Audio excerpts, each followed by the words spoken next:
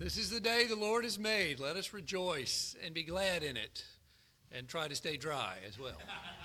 Good morning. My name is John Kirkendall. I'm one of the elders here at Scots Kirk, and on behalf of the session and Pastor Jim Mitchell, it's my privilege to welcome you here to this service of worship of our God and King. Welcome to those of you in person and those joining us remotely. I want to call your attention to a couple of announcements in the bulletin. In particular, both have to do with the upcoming Christmas season. One, the Women's Christmas Dinner, which is November 30th. Tickets may only be purchased until next week. So next Sunday is the last day to do that. If you have questions about that or would like to make a reservation, ladies of the church, please see Sherry Cleveringa. Also, Operation Christmas Child boxes were to be delivered to the church today. They may also be delivered next week. So if you forgot it, please feel free to bring that in next week as well. The events at the church of the week are summarized in the bulletin. Youth group, of course, tonight. There's a discipleship ministry team Monday night. Ladies' Bible studies on Tuesday. And, of course, Bereans meeting Wednesday. Please have a look at those other announcements after the service. Now take some time to prepare your hearts and minds to worship.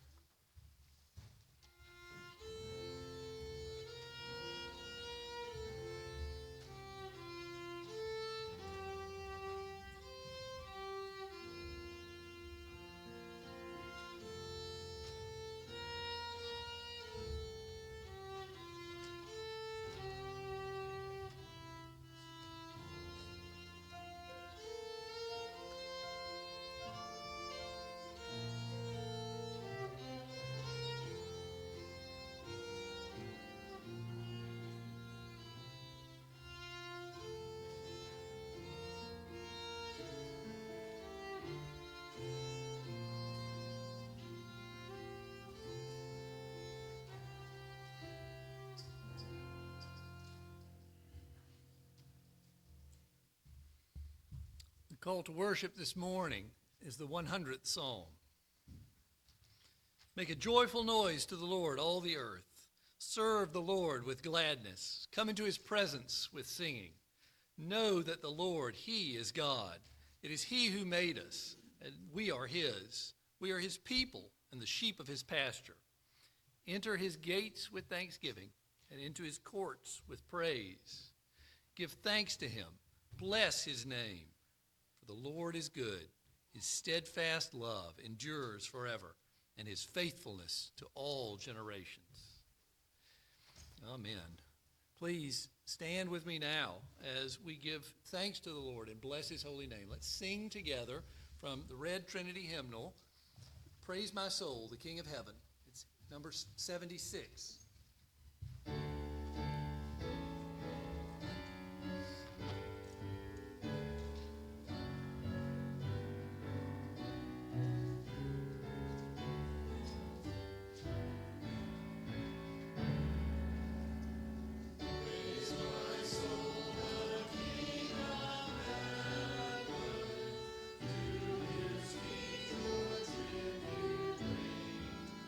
So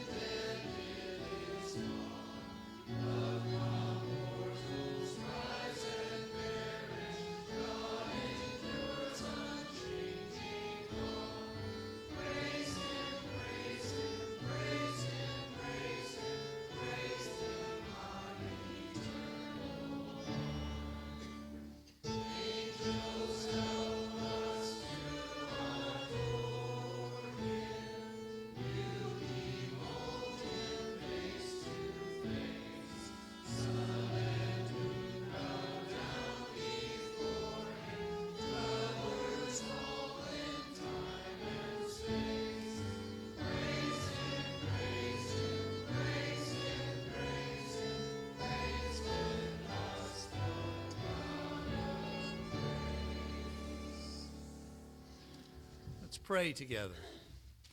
Almighty God, creator of heaven and earth, we come before your presence today in awe of your unending kindness to us, your merciful love made known to us through Christ Jesus and made real to us through the indwelling of your Holy Spirit. We praise you for your goodness and your grace, O Lord. We thank you for this opportunity to come together, to glorify you in songs of praises, and to study your word. And we ask your blessing now on this service, that it would be acceptable to you, that we might worship you here in spirit and truth. Lord, we thank you for the privilege of coming before your throne with our petitions. We are emboldened to pray as Christ taught his disciples to pray. Our Father, who art in heaven, hallowed be thy name. Thy kingdom come, thy will be done, on earth as it is in heaven. Give us this day our daily bread, and forgive us our debts, as we forgive our debtors. And lead us not into temptation, but deliver us from evil. For thine is the kingdom, and the power, and the glory forever. Amen. You may be seated.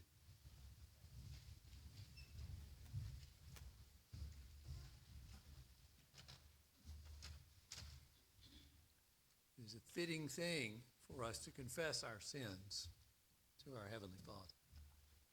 If I'm printed in the bulletin, a prayer of confession. Let's pray this together in unison. Eternal God, in whom we live and move and have our being, whose face is hidden from us by our sins, and whose mercy we forget in the blindness of our hearts.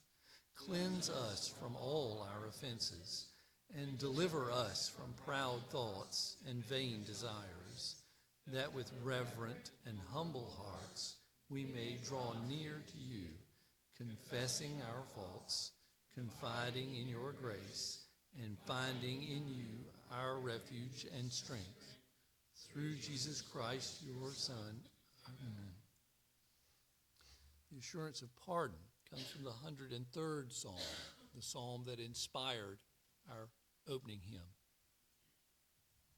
The Lord is compassionate and gracious, slow to anger, and abounding in loving kindness. He has not dealt with us according to our sins, nor rewarded us according to our iniquities.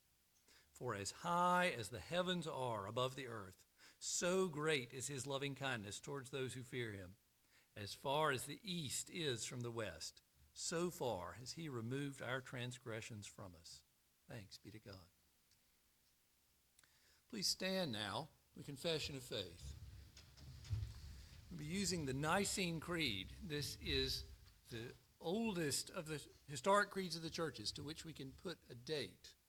So, in 325 AD, our brothers and sisters in Christ confess their faith this way. Let's join them.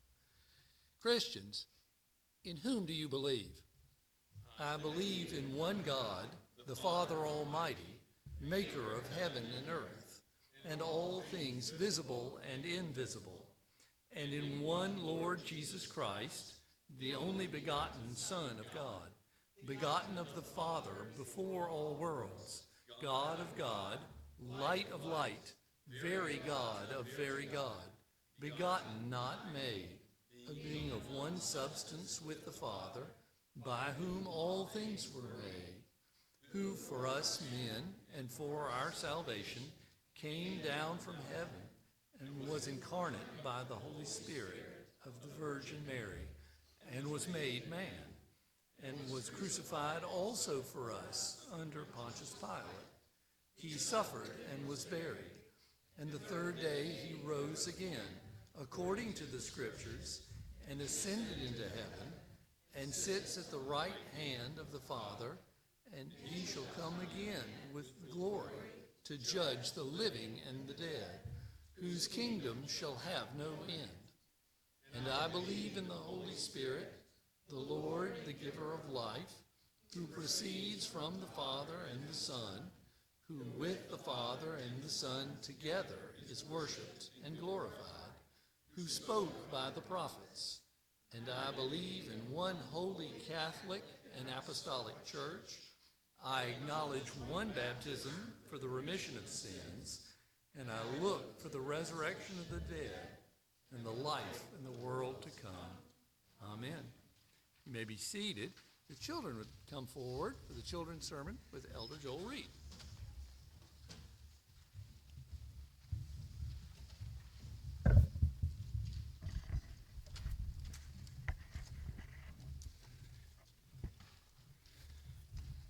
All right.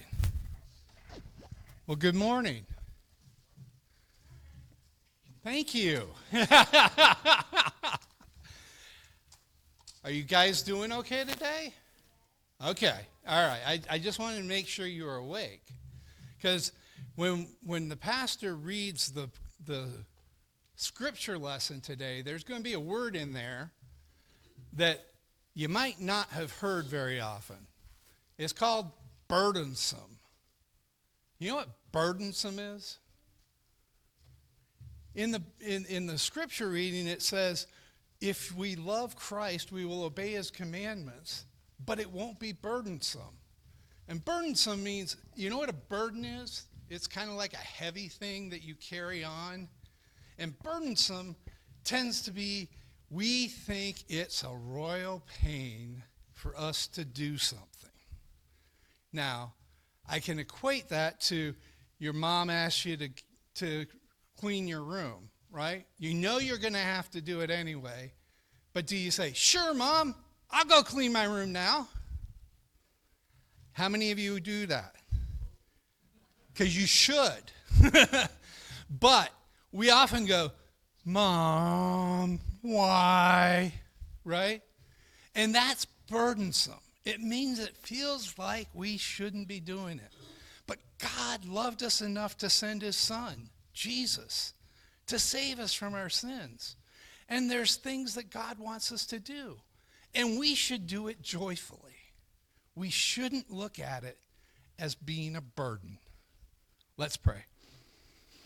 Dear Heavenly Father, we do thank you that you loved us enough to send your son, to pay a price we couldn't pay, and to rise again on the third day, just so we could spend eternity with you. Father, we pray that you would remind us that the things that you ask of us should be done joyfully and not as if it was a burden.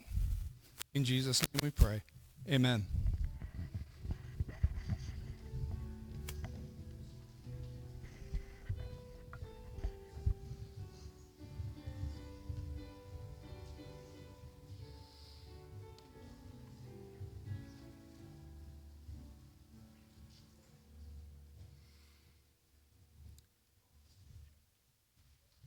This is a Sunday for the Psalms. The call to worship was a psalm. The assurance of pardon was a psalm. The scripture reading now is a psalm, and not just any psalm.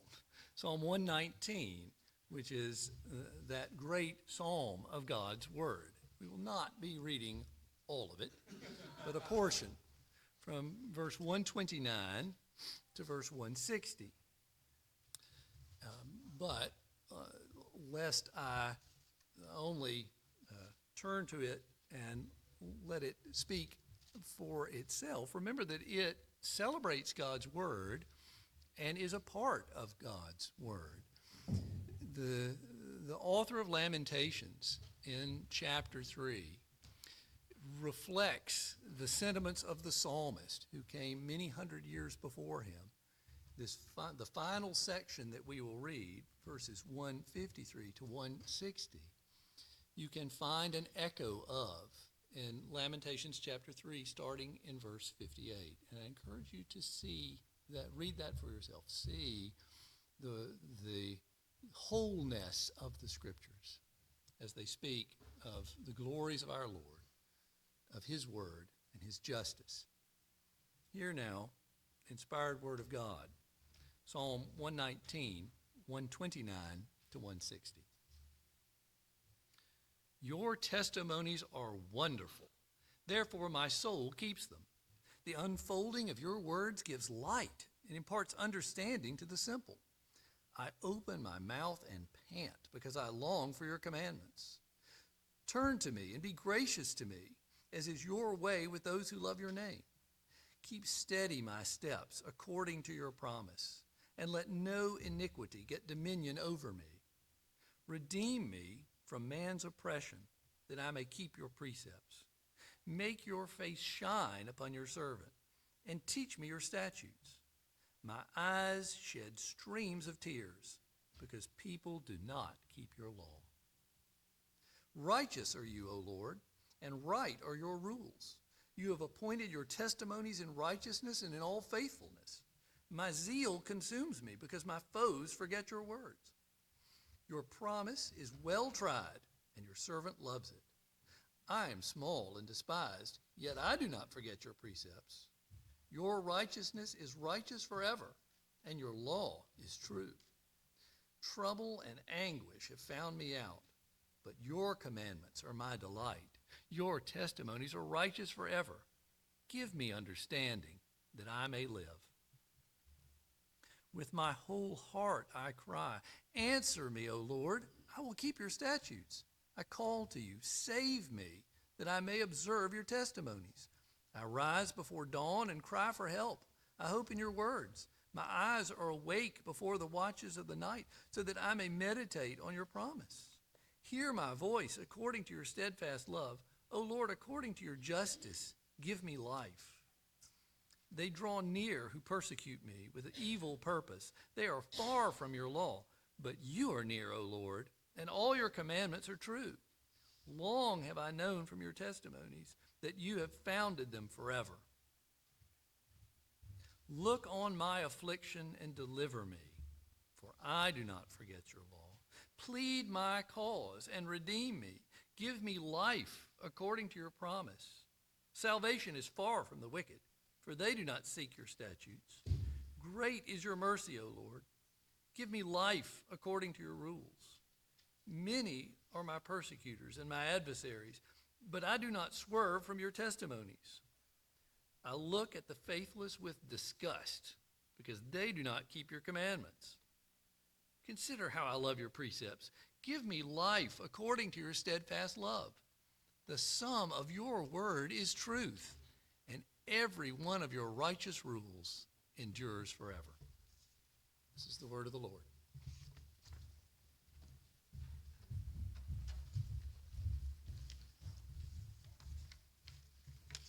And let us go before our Lord in prayer. O eternal Lord, your word is eternal and endures forever, for you endure forever. What a privilege it is to hear your voice as you speak in the Scriptures. You, in your wisdom, have given us what we need to know the way of salvation through your Son Christ, through his righteousness and atoning death, to know the way in which we should live out of thanksgiving, to know your holy law. O Lord, let us love your word and your commandments more and more. May your Holy Spirit be at work today in your people, bringing about that zeal to do what you have called us to do out of joy, because of the peace that you have given us with you, so that our neighbors might benefit, so that all those who are your sheep might be brought in to hear the gospel and believe. Lord, we pray that you would be doing that work even now, that if there are some who hear your word today and have not yet believed in Christ, would you convert the soul, give the new birth, regenerate the heart, take out the heart of flesh and put a heart of stone and put in a heart of flesh, a heart that beats for you, a heart that lives. Lord, you have made us alive in Christ to be the church, to love one another.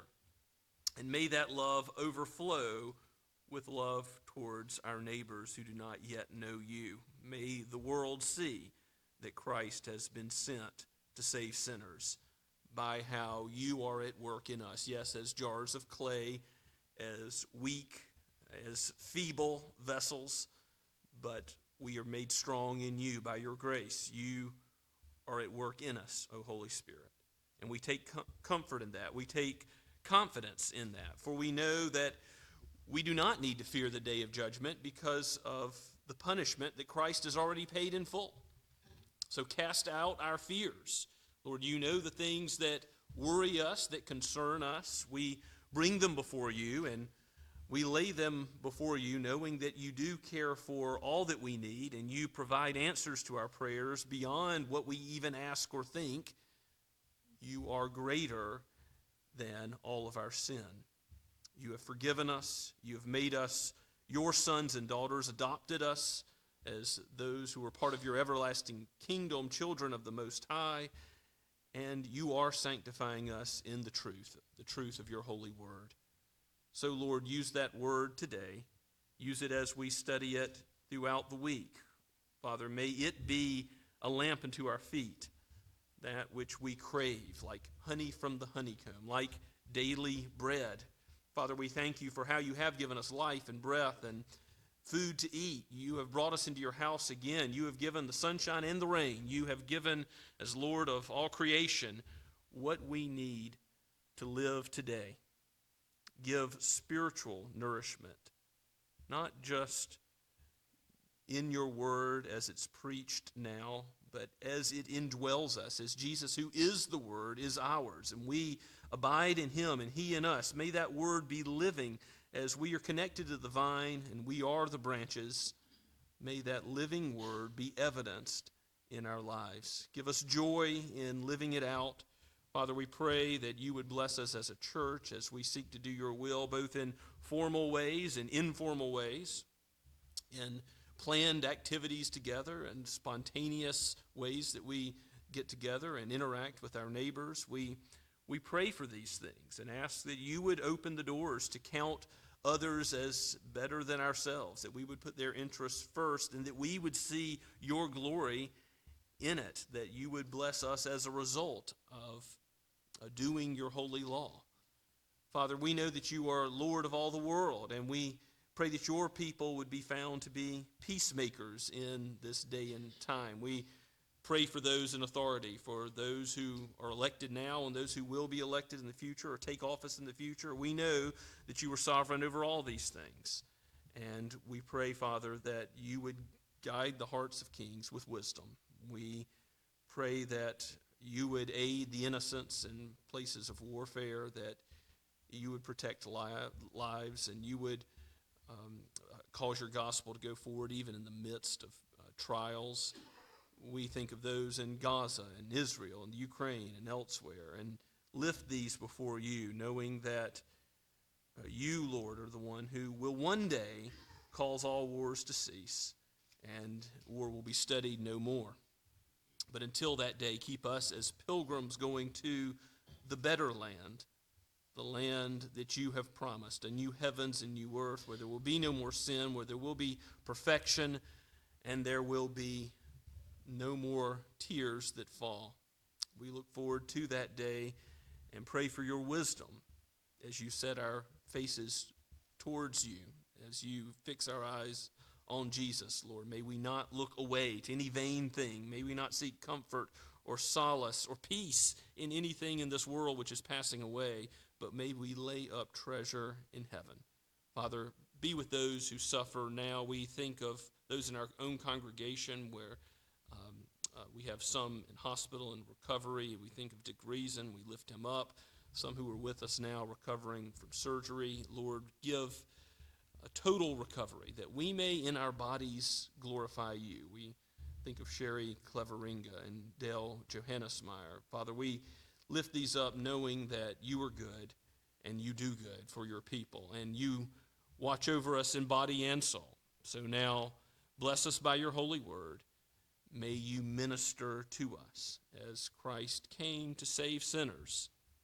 We confess we have offended you in thought, word, and deed, and things left undone, and things that have gone against your holy law. Restore us, make us whole, make us complete disciples in Christ that will follow hard after him our whole lives, that will in our hearts, in our wills, and in our minds glorify him. For we pray all this in his precious name. Amen. Let's stand as we praise God once again from the Trinity hymnal, number 80, Lord, with glowing heart, I praise thee.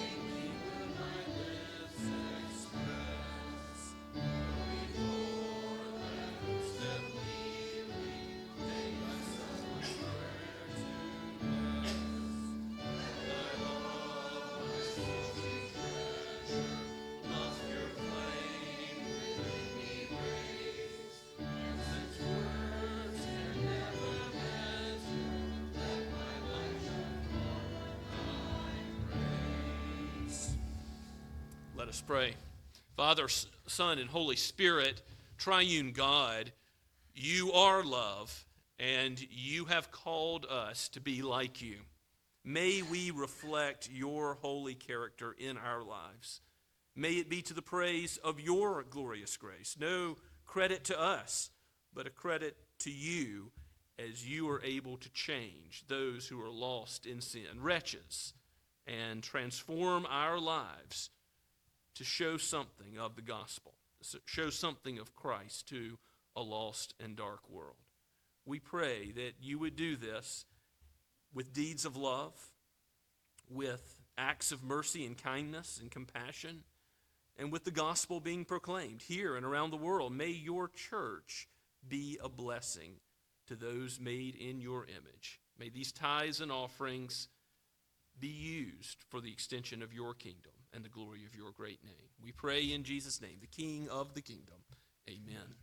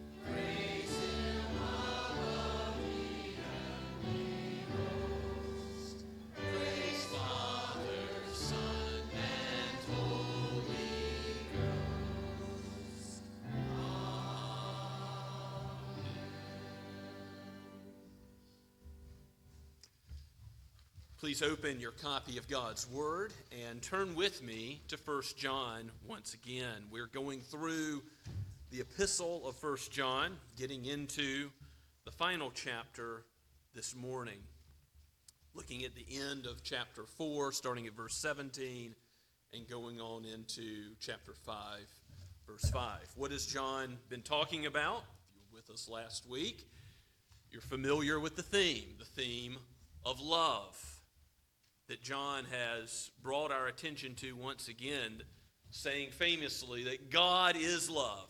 The triune God, Father, Son, and Spirit, before all time, is love in his being. And when we abide in him, when we believe in Jesus Christ and are given the new birth because of God's work in us, we abide in him and he in us. We then are called to love. And John has stated this in several passages thus far.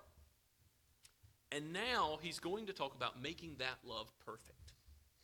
What would that look like if we had love perfected in us? Let's turn to God's word together. Verse 17, penned by John the apostle, breathed out by the Holy Spirit. This is God's word.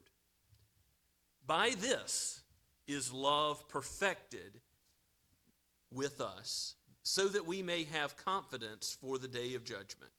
Because as he is, so also are we in the world. There is no fear in love, but perfect love casts out fear. For fear has to do with punishment, and whoever fears has not been perfected in love. We love because he first loved us. If anyone says, I love God, and hates his brother, he is a liar. For he who does not love his brother whom he has seen cannot love God whom he has not seen. And this commandment we have from him. Whoever loves God must also love his brother. Everyone who believes that Jesus is the Christ has been born of God. And everyone who loves the Father loves whomever has been born of him. By this we know that we love the children of God, when we love God and obey his commandments. And this is the love of God, that we keep his commandments. And his commandments are not burdensome, for everyone who has been born of God overcomes the world. And this is the victory that has overcome the world, our faith. Who is it that overcomes the world except the one who believes that Jesus is the Son of God? Let's pray together. O Holy Spirit, come to my aid as I preach this word, that it may be rightly divided and proclaimed, and aid us all as we hear, that we would not be hearers only, but doers of it, that you would give us intellectual understanding that would then flow to our hearts, and that they would be lit aflame to give our hands and feet the desire to carry out something of your love, even may it be made complete in us. We look forward to that day. We shall know you as you are, and there will be no lack of love in us then. But until then, that it would grow, that there would be progress, that you would aid us more and more to be like Christ. For we pray this in his holy name. Amen.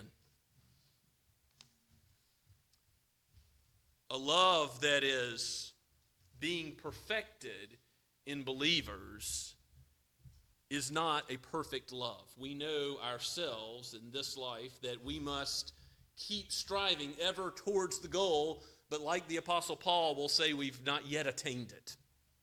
The goal is Christ. He showed us what perfect love is like. He washed the disciples' feet. He laid down his life calling sinners his friends. But we are not Christ. We're bought by him, paid for by his precious blood, given the Holy Spirit. We are changed, we are transformed, but this love that we are called to, we are not yet able to understand what it's like to fully put the interests of others above ourselves, to really treat our neighbor as important as we treat ourselves. So look again at verse 17 in this phrase, John uses. By this is love perfected in us. Remember, he's been talking about how when you abide in Christ and Christ abides in you, God is love. You're connected to that vital source of love, the character of God, the being of God, the beauty of his attributes and his holy character, which we can't even take in all at once, but he is love. He's the definition of love. And so you are connected to him, and his love is being perfected with you. By this is love perfected with us, so that we may have confidence for the day of judgment. John is again concerned about our assurance of our salvation, because as he is, that is, as Jesus is, so also are we in the world. John wants us to know that as Jesus is perfect, we have his love being made complete, being made whole in us. We are becoming truly Christ's disciples more and more. I know there won't be perfection until the day of Christ's return, but Christ, he will return, and we can see that life is not a long, endless cycle of history, but it's moving towards God's final appointed goal, which is the return of Christ and all things being made new, a new heavens, a new earth. And yet, he is giving us faith, if we're connected to him, that is not dead faith. It's not just a claim of faith. James talks about this in James chapter 2. But it's a living faith, faith that works. So we're saved all by Christ's work, not anything of our own works that we later do because we're converted, because we have the Holy Spirit, because we're called to love. But we are given a faith that does work. So that faith that we have, though we're saved by faith alone, in Christ alone, by his grace alone, that faith is never alone. It's always accompanied by good works. This love that is perfected in us now gives us confidence for the day of judgment. It's not so much our love for Christ, like we look at ourselves and see, how much love do we have? Well, the Spirit is changing you. You can see something of the progress you're making in love, but you inevitably look at yourself and say, I still lack. I still lack that perfection of Christ. I still think of my own self and my own interests too much, and I think of others too little. So it's not about your own love, but it's about looking towards Christ. And we see that in verse 19, that God's love is prior, and God's love is always preeminent. We love, why do we love others? What does the text say? We love because he first loved us. So what gives confidence on the day of judgment? That we know Christ and his perfect love, that he proclaimed as he died for sinners, it is finished. The work we needed to stand on the judgment day has been paid in full. Our sins are forgiven. His righteous life imputed, given to us, credited to our account. He became sin so that we might have in him the righteousness of God.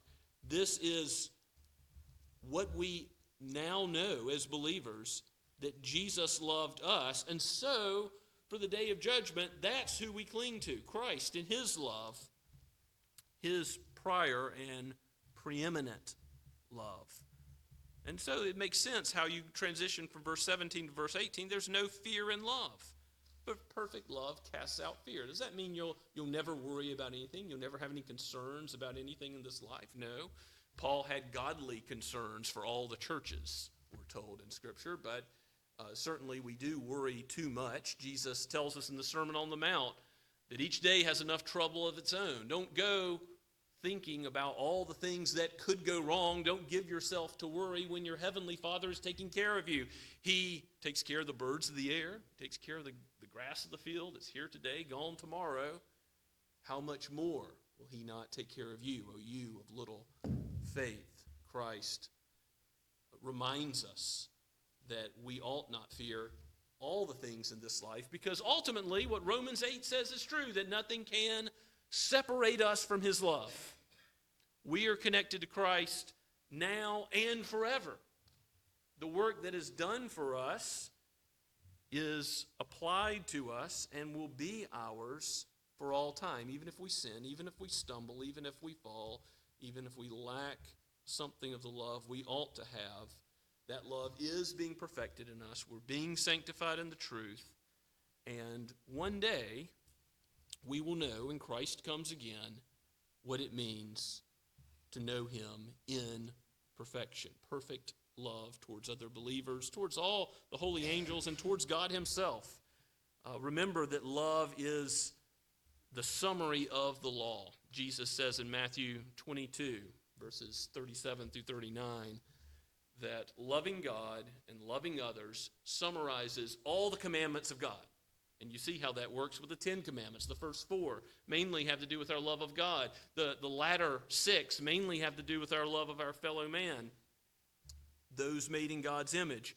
God calls us to reflect his love in these 2 ways, and his commandment that we have from him that John mentions in verse 21 is probably just that passage in Matthew 22 when Jesus summarizes the law. He says, this is the commandment we have from him, speaking of Christ, whoever loves God must also love his brother. And Jesus is asked, what is the greatest commandment? And he says, the greatest is love God, and the second is like it, to love your neighbor as yourself. So Jesus gave this commandment, and John proclaims the truth, which is hard to hear. It's stark and it's clear. It's not difficult to understand, but it's difficult to do. Look back at verse 20. If anyone says, I love God, and hates his brother, he's a liar.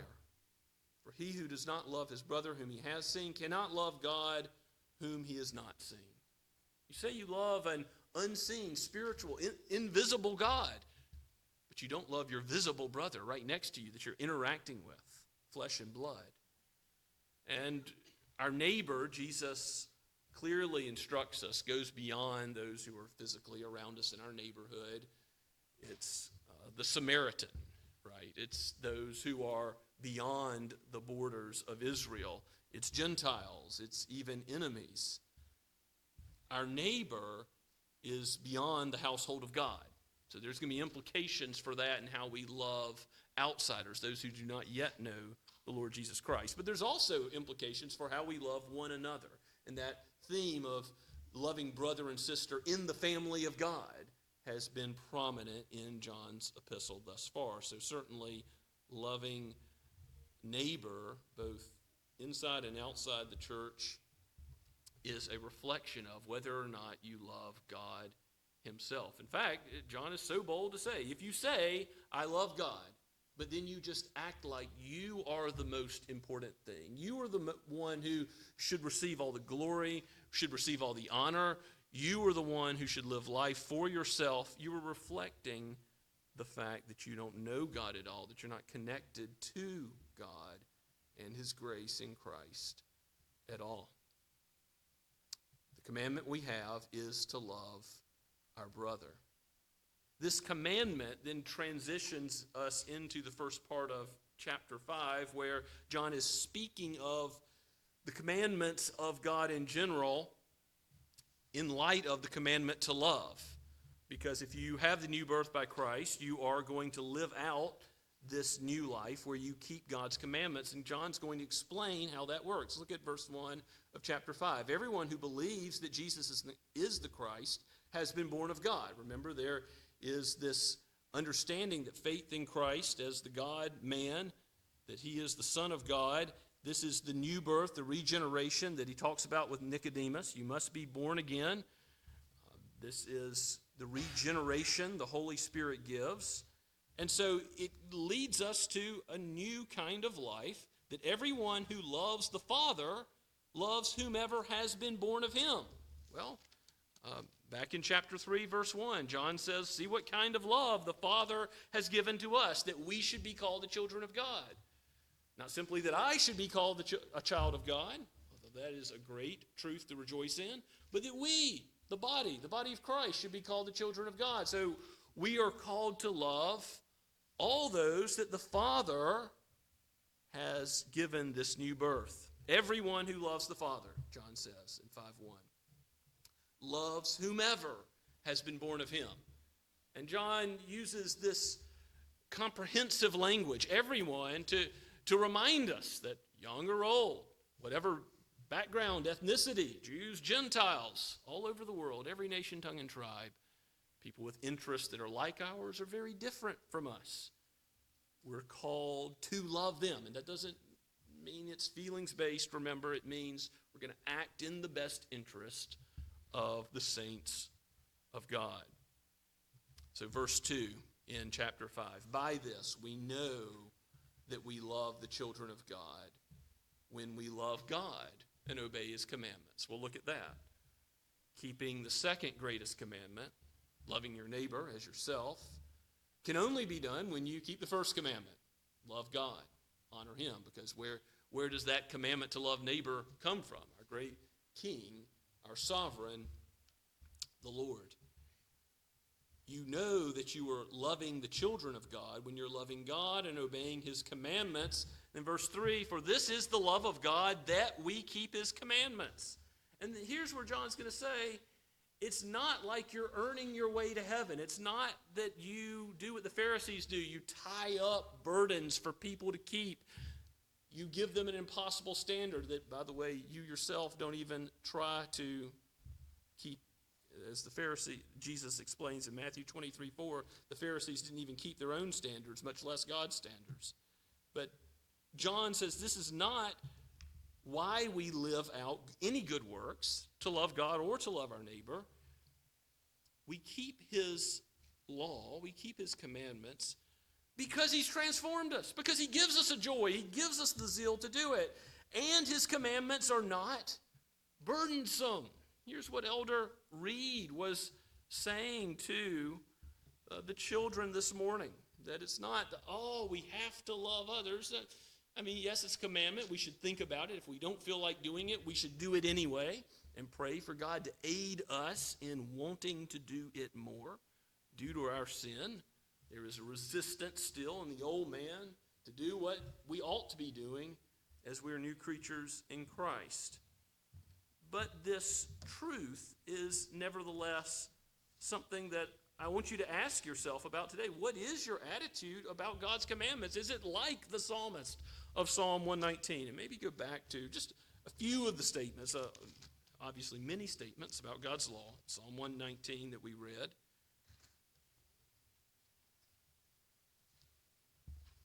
But look again with me at 129, the first verse we read. Your testimonies are wonderful, and therefore my soul keeps them. You see how the zeal, the love of God's law, out of joy, leads to the keeping. The psalmist is like, this is sweeter than the honeycomb. I love your law. Over and over again, he says things like this, and therefore, he says, I seek to do them. Because I know they're good. They reflect God who is good, who is righteous. They're good for me. And they come from a good source, God himself. Look at 137. Righteous are you, O Lord, and right are your rules. He recognizes that the rules of God, I like the word rules there in the translation because we think rules are bad. I often point out to my children that games are fun, board games, things like that, because they have rules. You don't have the rules, you don't have a game. But the rules of God, the commandments of God, they're good because they come from a righteous source. Rules are not bad. Don't have a view that God's commandments are negative. No, they're good and holy because God is good and holy. Yes, Christ has paid the price of all our lawlessness in the way we haven't kept his rules. And so nothing of our rule keeping earns us anything with God in our righteous standing before him. That's all of Christ.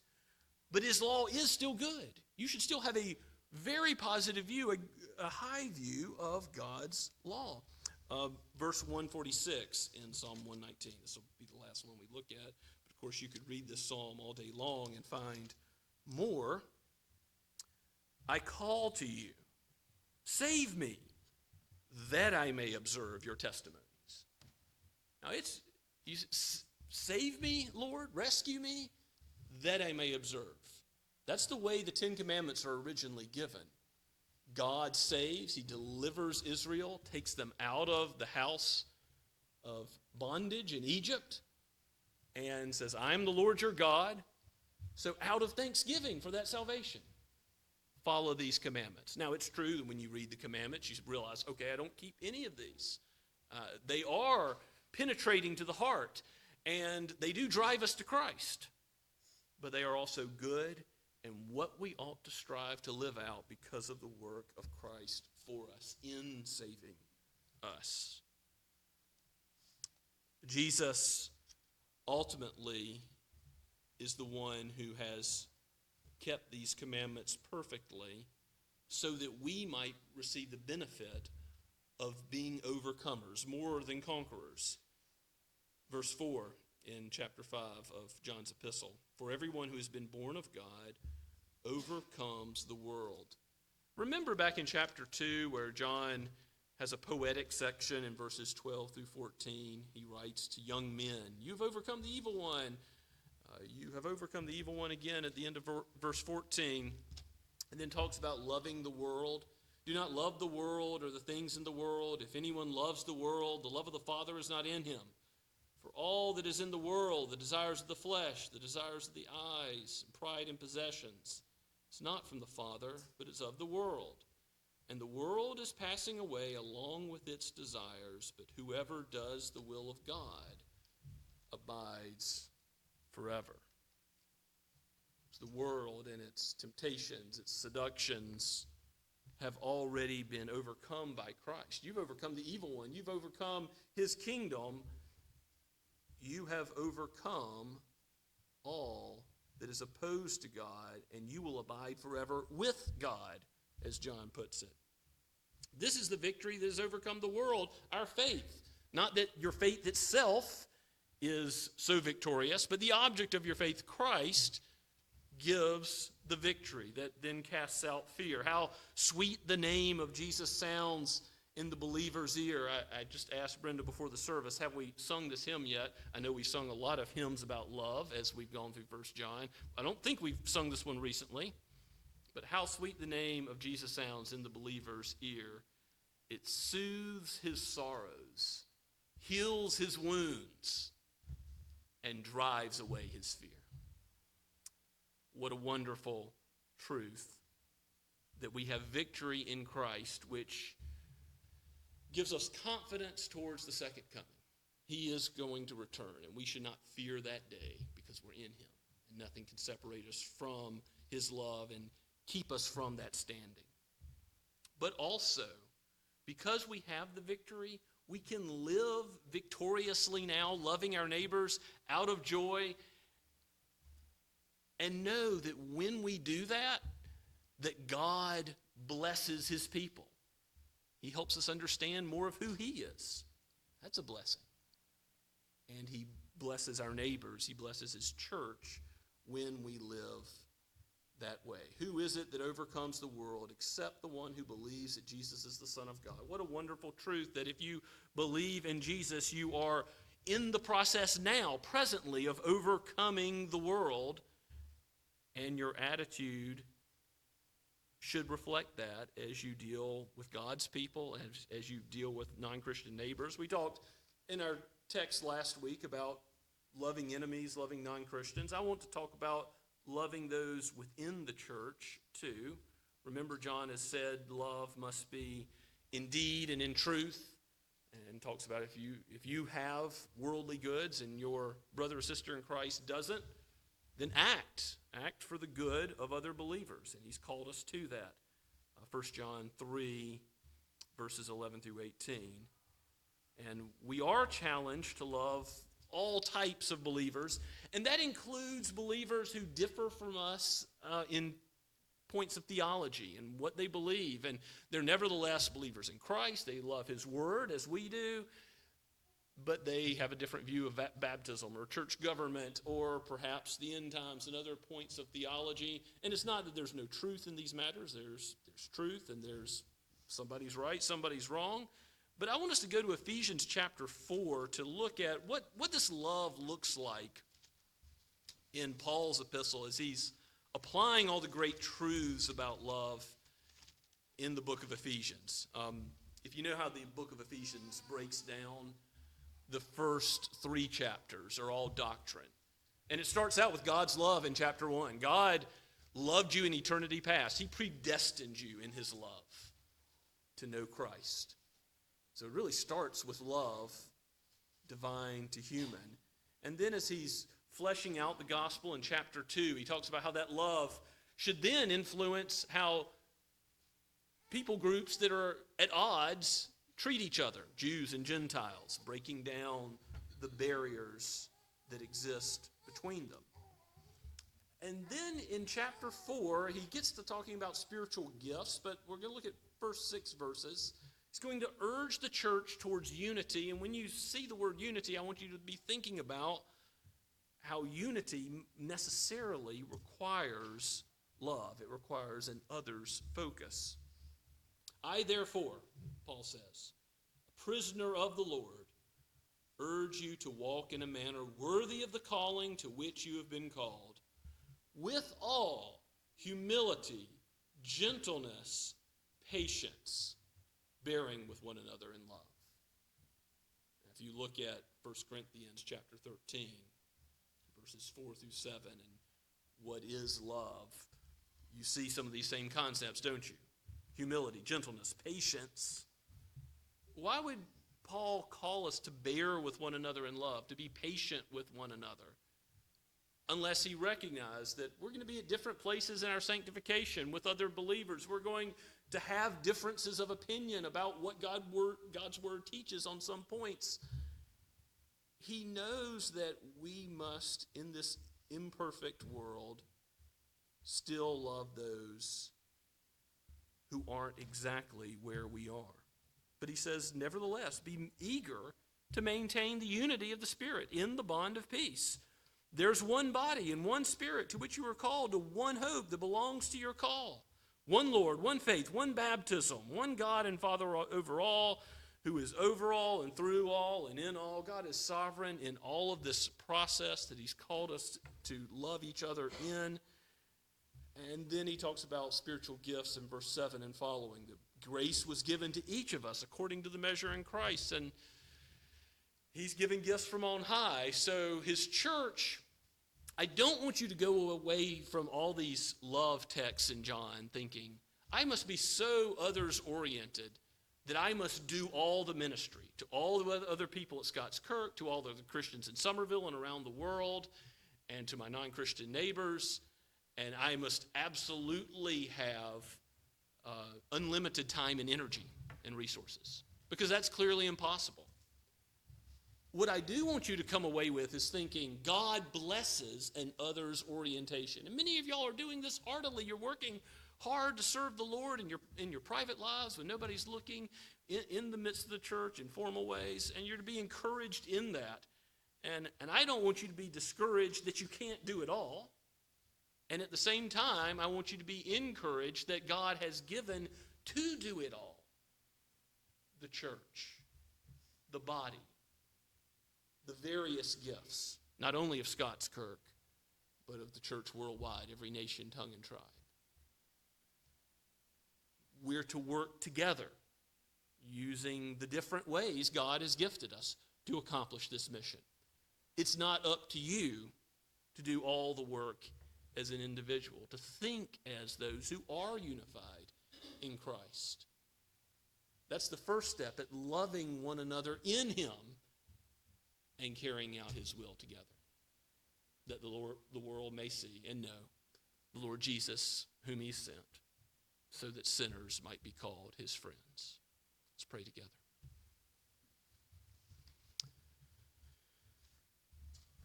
Lord, help us. Come to our aid.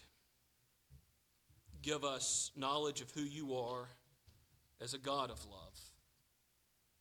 And give us confidence in that love as it has been demonstrated in Christ, so that we would live lives that are appropriately regarding you and our neighbor in the context of the church, in the context of many brothers and sisters you have bought with such a precious price, to be in one family. Let us deal with one another in patience, humbly, gently, bearing with one another in love.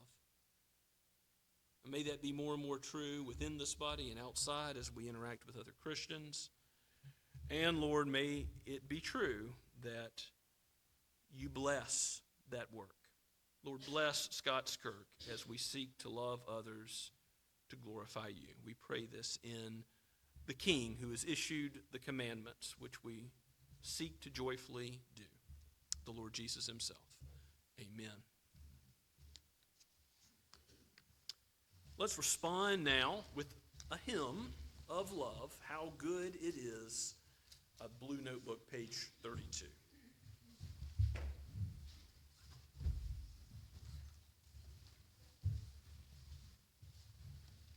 Did I say it right?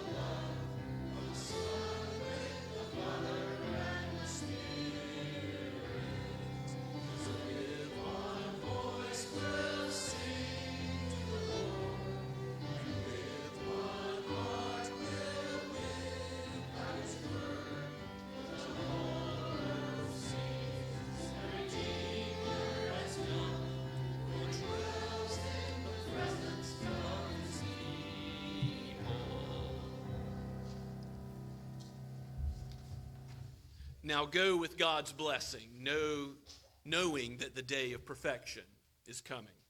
Now may the God of peace himself sanctify you completely, and may your whole spirit and soul and body be kept blameless at the coming of our Lord Jesus Christ. Amen and amen.